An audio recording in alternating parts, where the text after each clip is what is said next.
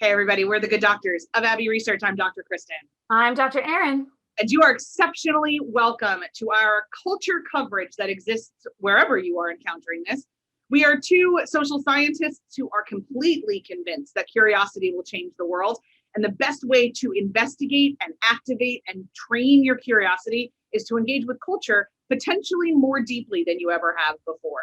So that's what we do on this channel or this podcast, or however you are encountering us. We talk about everything from the Falcon and the Winter Soldier and themes within it, like we're about to do today, to what exactly makes everybody so racist, because everybody is, and maybe we need to stop getting so offended when someone uses that word and work through different emotions instead, to exactly what do we mean by shallow masculinity. There's a lot of options here. We love talking to each other. We turn on the recording devices for y'all. So please, please, please share your thoughts and comments on our thoughts and comments.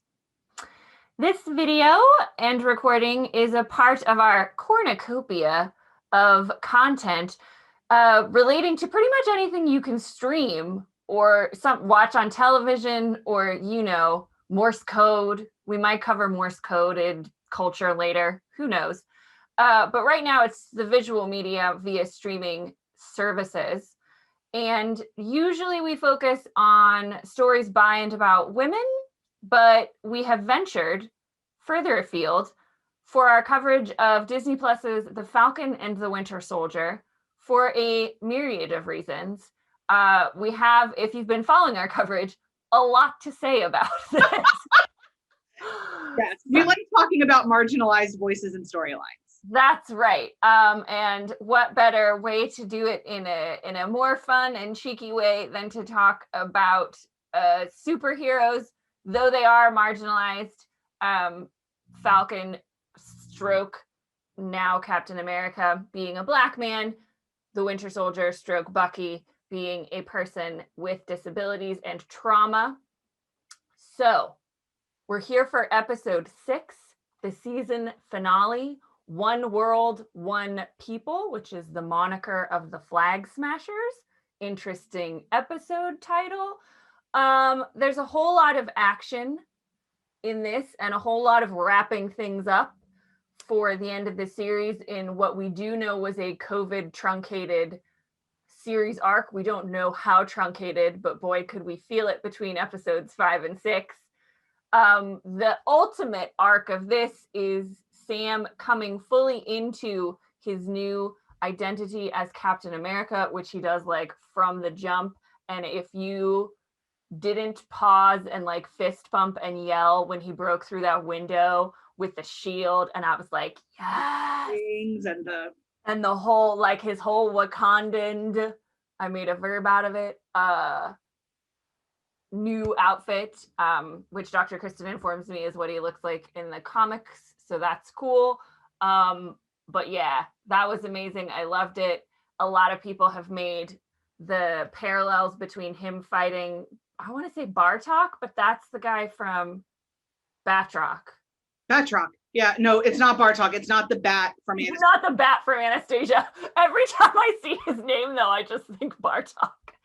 Batroc, who also fought Cap in Captain America and the Winter Soldier. So lots of lovely Marvel parallels and Easter eggs. We get a couple good fight scenes. We get John Walker making decisions about what kind of hero and or fighter he's going to be. We get Carly and her demise at the hands of Carter, first name. Sharon. Why was I thinking it was something else? Anyway, Sharon Carter in the MCU? Yeah, there's too many Carters. So Sharon Carter, whom gets revealed to us, is actually the power broker.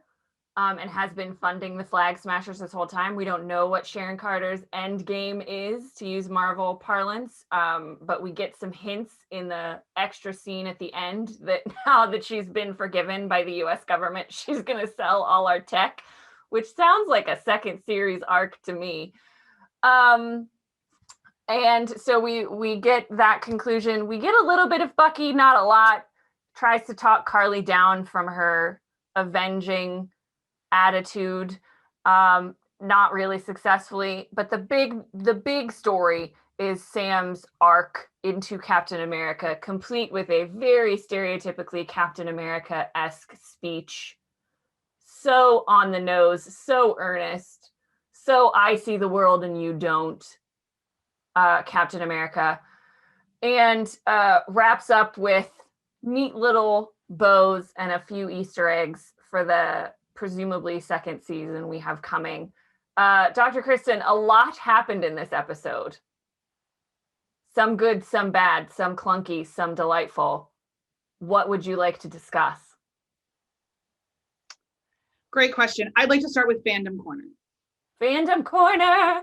Fandom Corner! The banner that is appearing. Yeah, like I'll come up with a jingle for it for the second season. The sound drop will be really fancy. We'll make it work. We've got a video editor. She's on it. I take a drink for people who are watching on the YouTube and not the podcast from my Captain America and Winter Soldier mug. That is both of their bespoke mug. It is the thing I drink out of every day.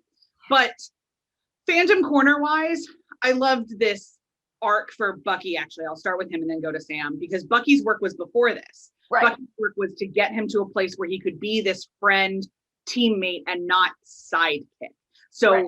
The difference between a teammate and a friend and a sidekick is that the sidekick in all of narratives doesn't really have a personality. Like, we don't really care about Robin to Batman. He is there entirely to make Batman better. Which is what they did with Lamar Hoskins in this season. What they did with Lamar. Whereas Bucky is an integral part of not only making Sam better, but Sam's mission to save the world, which may sound the same, but the nuances are significant. Mm-hmm. And so Bucky being instrumental in getting the new uniform. And I absolutely it's, Io says stay out of Wakanda, but they did a favor and they made Cap's new uniform. This is where all of Cap's tech is going to have to come now that Tony is dead. It's right. going to need to come from Shuri and the Wakandans. So right. that's where it's all going to be. Fandom quarter wise, I absolutely adore that we have a Captain America without the serum. I find that to be an utterly fascinating shift into what a hero can be. Mm-hmm. And that this is what Marvel is playing with so much. I'm so excited about it, especially again when I look down the pike and the other superheroes that are coming. We have he is now the MCU's Batman, where there is no special anything. He's just a dude with a calling. Right. And part of why of vibranium. Yeah. And part of why those of us in fandom engage with fandom, any fandom we choose, anybody who engages with a fictional fandom versus a sports fandom, is that we see shadows of ourselves in these people and we resonate with things that happen with them and we want to go further, we want to go more. And yes, of course, there is we want to see different characters smooch et al. But mostly when you talk to people, it's because something in their story resonated. And I really, really love this idea that Sam is just going to be doing his best. Yeah.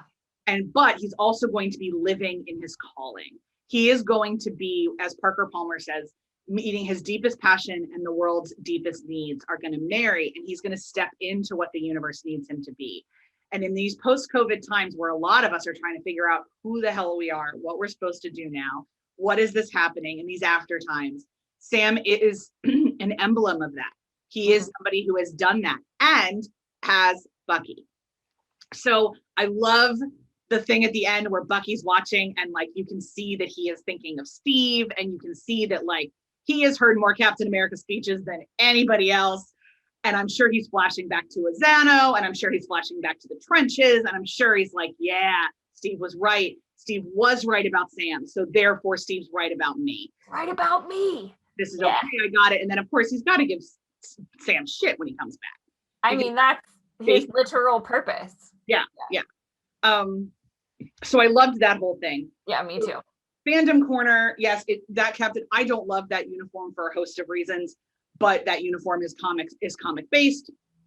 And at least one of the runs I've seen art from, and it makes a lot of sense in what they want to be doing. I just don't aesthetically care for it.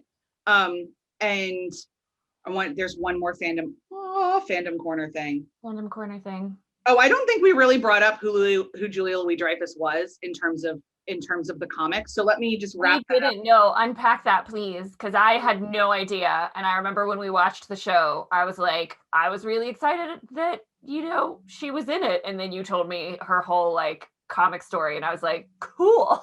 Yeah. So one of her identities, that character's identities in the comics, is Madame Hydra.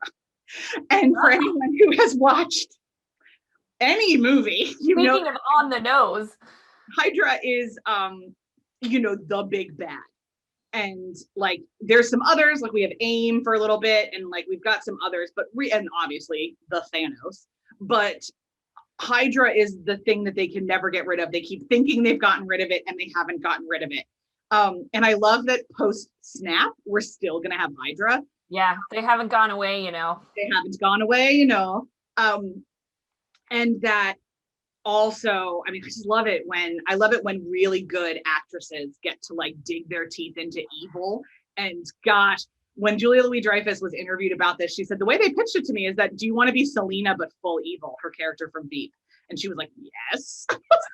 So I am excited for this, but I'm also excited for this idea that now we have the power broker.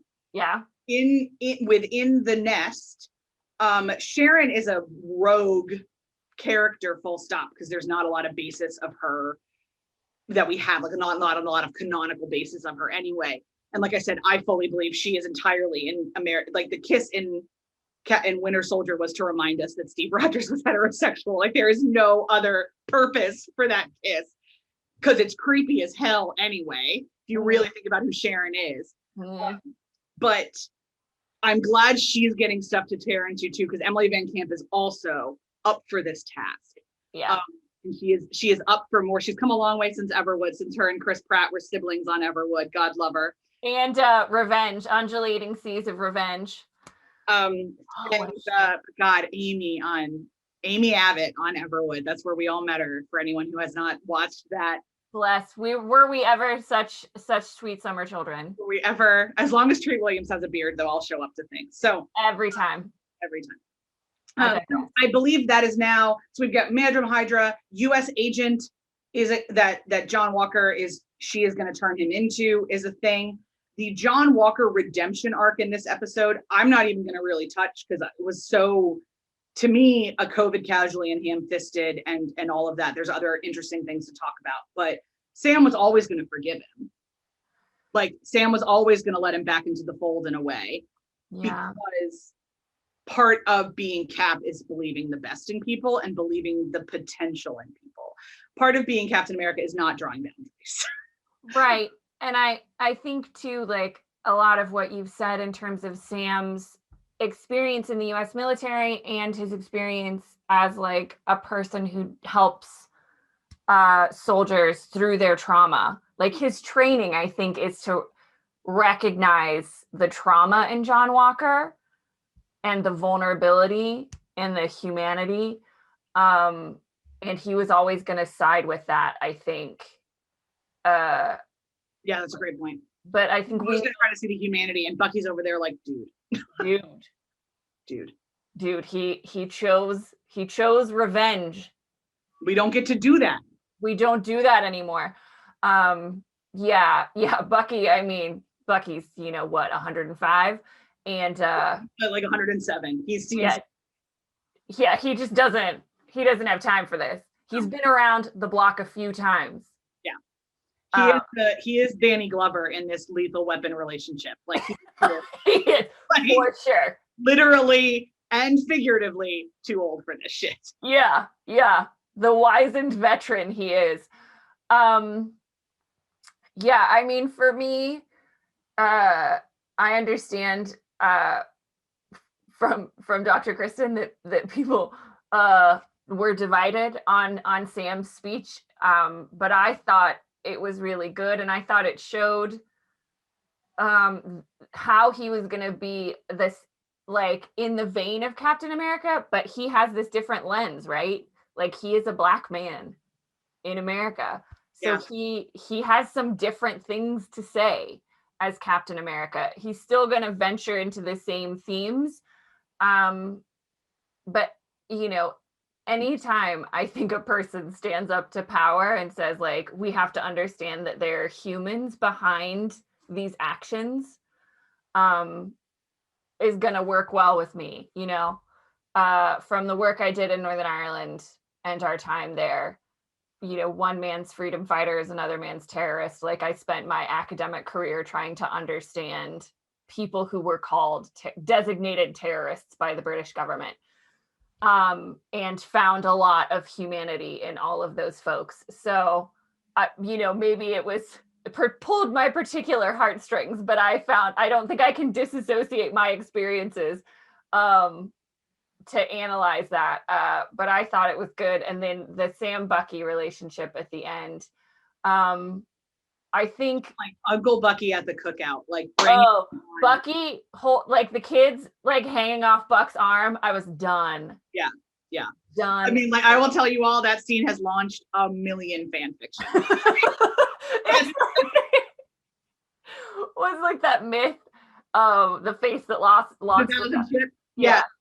Bucky holding up children with his arm and being the only white man in that entire scene, that has launched 1,000 fanfics. Yeah. Yes, and also 1,000 ships probably in the common parlance now that we have of like. I mean, on like Falcon and Winter Soldier, like there's 3 main ships that have come out of it. So there's Bucky and Zemo. I'm sorry? There's Bucky and Zemo. People ship lots of things. Bucky and all God's children. All God's children. Bucky and Zemo, Bucky and Sam, and then Bucky and Sarah. Those are kind of the 3 major ones that have come out of this. Because people love shipping Bucky with like, people ship Bucky with like Rocket the Raccoon. Like, people love shipping Bucky with everybody. It's him and Tony are the ones that people ship the most combinations with. It is fascinating. The most like sex fluid human in the Marvel canon. Both of them, yeah, and like it just makes me giggle. But yes, Bucky Sam, Bucky Sarah, Bucky Zemo. Love it. You know, we do get a bit of Isaiah Bradley in this, and I think this is the clumsy bit for me that was, I think, a COVID casualty. Yeah, I think both locale caps. Yeah. Like, because he was clumsy throughout, right? Like, we got to spend some time with him in episode 2, and then episode 3, he was a bad guy. Mm-hmm. And so, like, I think they probably had more nuance planned for him. They might have had more nuance planned for Isaiah Bradley and Sam's relationship, but it was a quick turnaround for him to be like, there will never be a Black Captain America. Like, no self-respecting Black man would no self-respecting Black man would ever get out. Like, that's not like you. Yeah. That's like decades of resentment gone because Sam made a good speech. Like, that just, yeah. Like, it was a good speech. It wasn't that good. It was no Barack Obama on race in Philadelphia speech. You know what I mean? Right. No, it certainly was not. So I think, you know, I hope we get continued development of Isaiah and Sam's relationship as the show goes on. I would like to see a better job done of it, but that felt a little ham-fisted. And hopefully they don't think they've tied the nice little bow on the race discussion. Now, yeah, I think they probably think they have. I know. I assumed, like, as I was saying it, I was like, the writer of the show is writing Captain America 4. Yes. And there's no way in hell a movie is going to have time to do race relations in the United States. No. So, nor do I know at this moment, like, where in the plan, like, what other master villain are they going to be fighting? Like, all this kind of stuff. Because we also haven't seen a movie that exists after Far From Home, in which, spoiler alert, for a movie that came out in 2019, Peter Parker is outed as Spider-Man. And that changes the dynamic of the MCU quite a bit, because now there's a kid and blah, blah, blah, blah, blah. So we don't know where, like, is J. Jonah Jameson is the media the new enemy? Because, like, I mean, who's the new enemy? So that is who they're going to have to be fighting in a movie. Yeah. And they're not going to have time to do nuanced discussions on race. So I hope we get it in season 2. I hope so. Remind me what happened to Mysterio. Did he survived? No.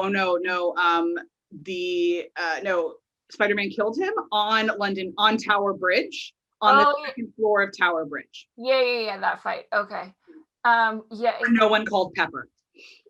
because no one called. That was the movie where no one called Pepper. That was the movie where I was like, people gave me terrible looks in the theater because I was just like, do you know who would have the fail-safe code for Stark Tech? Pepper Potts. CEO of Stark Industries. And if she isn't CEO of Stark Industries, then tell us who is, because the CEO of Stark Industries would have the fail-safe code. Is it Happy? Somebody has it. And I think I now officially had canon that Happy has it, or that it's Happy's name. You know who else would probably have it? Rhodey. Do you know who knows everything about Tony? Rhodey. We saw it twice in theater, and the second time was with two of our friends in Ireland, and like I just leaned over and looked at one of them, our friend Mark, who like is as into the comics as I am, and I leaned forward and I was like, why is no one calling Pepper? He was like, thank you. So like, Happy knows so much. Happy's all over Peter Parker. Happy doesn't have the info. Doesn't have the fail-safe code to shut down this incredibly dangerous tech that anyway. This is the other thing, like when we say like, here's all the COVID casualties, Marvel does massive plot holes. Like It's what they do. Like that is part of this. We have to suspend disbelief all the time. So I absolutely believe that they think they've kind of done up race. Because the other thing too is they didn't even acknowledge like at all that they disabled Bucky's arm and what that would have meant for the body. So like they just went on by that as though that was totally okay. So while I love that we've unpacked more, I think like my official position is I don't ever expect them to do anything deep, and if whatever we get is good. Yeah. We have very low bars when it comes to these expectations with Marvel. Yeah. But we certainly, the post-credits scene, which I referenced a little bit at the beginning, but just to flesh it out a little bit more, we see Sharon Carter as a power broker working for the US government, making a shady phone call from the steps of the Capitol, talking about selling tech. So to whom we don't know. To whom she called, we don't know. So what's going to happen with her? What's going to happen with Val / Madam Hydra? They might not do the Madam Hydra thing. Yeah. Like that, so that they could go a completely different direction. I hope they do Madam Hydra. That would be cool. Because I would love to keep bringing back Hydra because it's so rich. Yeah. Yeah. And like we talk about this a lot in our Handmaid's Tale coverage, that like the idea of Gilead is more powerful than the government, and like than the institution of the state. Like killing the idea is harder, and that's the same thing with Hydra. Like that's why they obviously have off one head, more will appear. Yeah, obviously, like the symbolism of Hydra is that like you just keep cutting off the head and like more heads appear. But like the ideas behind Hydra were always more powerful and long lasting. And so I think that would be really interesting. But I also think, like, going back to what you said about who's going to be the next like bad guy or person, the next enemy, I don't really know that they can work race into that. And so then like we're gonna have to get Sam being Captain America for a while and like doing cap things. Certainly in the fourth Cap movie. But even in the second season, it might be a little awkward. It might be a clunky bit if they're like, we have to introduce this whole new bad guy. But also remember, he's a black man. Like I don't trust Marvel to do a good job of handling that. So. I mean, this show did better than I anticipated, I will say. Yeah. It still wasn't like, because nothing's going to be great. Like nothing's going to be great. And part of it is because the history and the legacy in the United States in particular is so messy and so all-knowing. And we're telling an American story as though it is a global one. And the nuances of race are different in different places. The nuances of the history of slavery even is different in terms of proportion and what has happened. And we just learned that in Brazil, it was 40% of the international slave trade went to Brazil, which is not what we thought. We thought like 40% came to America. We got 5%. So okay, what does that all mean? And this is one of the things with Marvel is, and superhero movies in general, we tell American stories as though they are international. As though they are global stories. Yeah. So because we have an incredible Americentrism, incredible, that is baked into Hollywood in a way that is so upsetting. Yeah. That it's great when stuff like Minari comes out and kind of demonstrates it a little bit, but that's a separate rant for another time. But I think, yeah, I totally agree with you. I don't think I don't know what other ism they're gonna try to tackle, because I'm sure they will, on some level, but because I don't know if you can make shows anymore without some sort of acknowledgement that the world is broken. But I would be also very interested if we spent more time inside Sam's soul and what it meant and him wrestling with it. Anthony Mackie's up to the task. Give him more to do. Honestly. But before we venture too much into discussions of what we would like to see, we'll save that for the season 1 recap. I think that's everything we've got for episode 6. And I wanted to say, the last thing I wanted to say is that it's very symbolic that after Sharon shoots Carly, first of all, Carly had to die because terrorists die in the MCU. That's what happens. But that Sam did the dignity of returning her body to her people. To me, that was a very intentional Cap thing to do. Yeah. Like, bodies are important here. And how you honor your dead is important. We saw that in Endgame and kind of what it looks like. And they are playing a lot in the MCU with legacy. Mm-hmm. And so that is, I like that touch that he delivered her to the Flag Smashers. Yes. Who then got blown up by Zemo's assistant. Yes. But I still liked that moment. Yeah. And there we go. Baron von Zemo's henchman. It was a good moment. No, it was a good moment.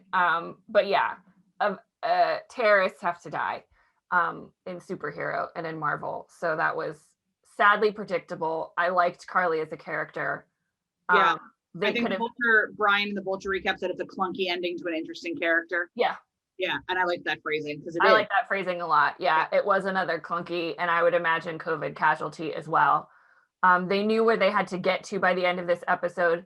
And we get the new title screen that says Captain America and the Winter Soldier, to which cheers went up around the world, including in my living room and yours. Yep.